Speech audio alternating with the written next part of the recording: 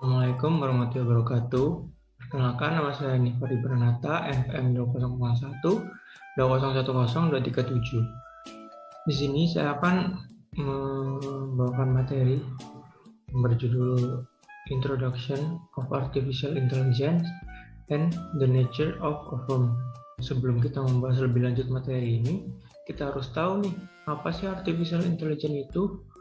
Menurut Copland 2020, Artificial Intelligence atau AI adalah komputer digital atau robot yang melakukan tugas-tugas yang biasanya diasosiasikan dengan manusia cerdas. Ini bisa melibatkan pengembangan sistem yang dilengkapi dengan proses intelektual yang menjadi ciri manusia, seperti kemampuan untuk menalar, menemukan makna, belajar dari pengalaman, atau mengeneralisasi.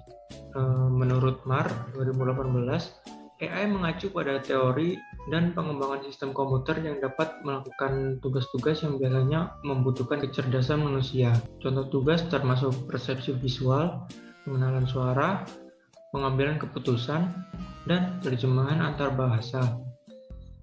Artificial Intelligence merevolusi teori ekonomi dan keuangan tertentu karena kemampuannya untuk menangani kumpulan data yang sangat besar.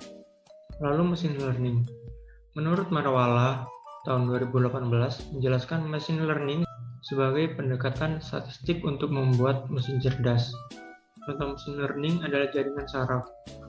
Oleh karena itu, jaringan saraf didasarkan pada fungsi otak manusia melalui neuron dan bagaimana sinyal listrik ini menyala untuk mengirimkan informasi. Intinya, teknik machine learning digunakan secara otomatis untuk menemukan pola dasar yang berharga dalam data kompleks yang sulit ditemukan oleh manusia. Selanjutnya, pola dan pengetahuan tersembunyi tentang masalah tertentu dalam data dapat digunakan untuk memprediksi kejadian di masa depan. Menggunakan data, machine learning juga dapat melakukan semua jenis pengambilan keputusan yang kompleks. Lalu AI ada yang kuat dan juga ada yang lemah. AI kuat adalah konsep di mana mesin menunjukkan kecerdasan manusia. Dalam hal ini, mesin memiliki kemampuan untuk belajar, memahami, dan bertindak dengan cara yang tidak dapat dibedakan dari manusia dalam situasi tertentu. AI kuat saat ini belum ada di dunia nyata. Akan tetapi telah digunakan di banyak film Hollywood di mana manusia berinteraksi dengan mesin yang sadar. Didorong oleh emosi dan kesadaran diri, dengan menggunakan AI yang kuat, kita dapat memiliki kemampuan untuk membangun mesin yang dapat berpikir, menyusun strategi, dan melakukan banyak tugas dalam kondisi tidak pasti. Mereka dapat mengintegrasikan pengetahuan mereka sebelumnya dalam pengambilan keputusan untuk menghasilkan solusi yang inovatif, kreatif, dan tidak konvensional. Lalu ada AI lemah. AI lemah merupakan satu-satunya jenis AI yang ada di dunia kita saat ini. AI lemah berorientasi pada tujuan dan diprogram untuk melakukan satu tugas dan sangat cerdas dalam menyelesaikan tugasnya. Beberapa contoh AI lemah yaitu Siri, pilot otomatis di pesawat terbang, chatbot, mobil self-driving, dan lain-lain. Sistem AI yang sempit ini tidak mempunyai kesadaran atau didorong oleh emosi seperti halnya manusia.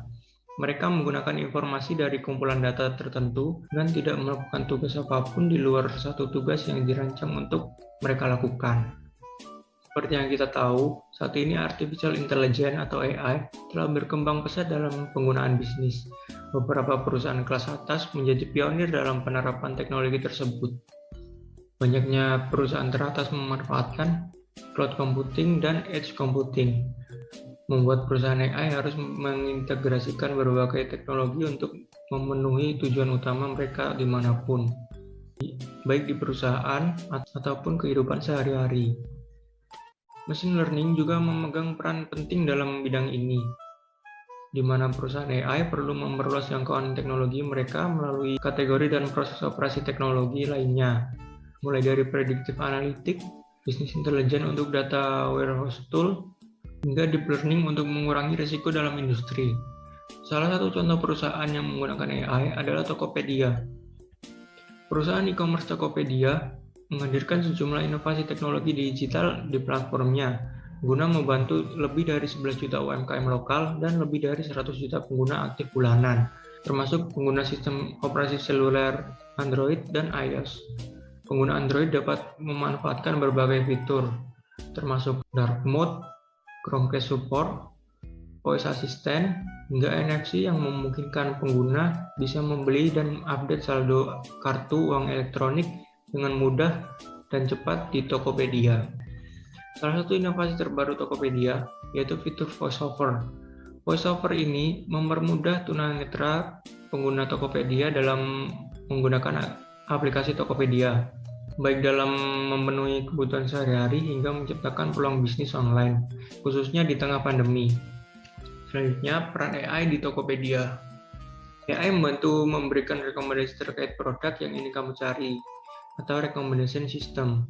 Untuk recommendation system, AI ini digunakan untuk membaca karakteristik atau behavior dari masing-masing pengguna Tokopedia dengan melihat pola-pola yang ada dari pilihan produk pengguna. Hal itu bisa dinilai melewati dua metode, yaitu session-based recommendation dan ranking-based recommendation. Algoritma dari kedua metode ini akan digabungkan dan hasilnya akan menentukan produk mana yang dapat direkomendasikan paling pertama. AI juga dapat membaca pengembangan sistem apa yang perlu dilakukan. Sistem AI ini juga membantu para programmer untuk menentukan pengembangan aplikasi macam apa yang cocok untuk para pengguna. Sistemnya kurang lebih serupa, yaitu melihat pola, namun pola yang dilihat lebih mengarah kepada perilaku pengguna dalam memakai aplikasi. Contoh termudahnya adalah melihat apakah user tersebut akan melakukan pembelian, klik suatu produk, atau akan memberi rating pada produk tersebut. Sistem semacam knowledge graph akan membantu bagaimana rekomendasi barang menjadi efisien.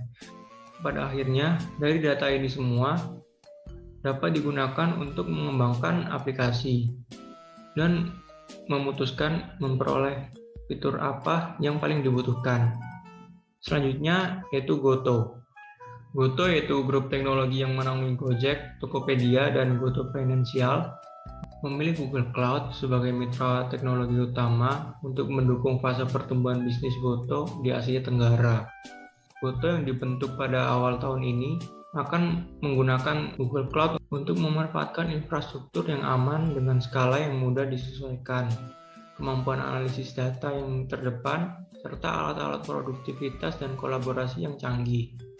Untuk mendukung ekspansi berkelanjutan Goto, mereka ingin melanjutkan kemitraan dengan Google Cloud sebagai mitra teknologi utama dalam hal infrastruktur cloud.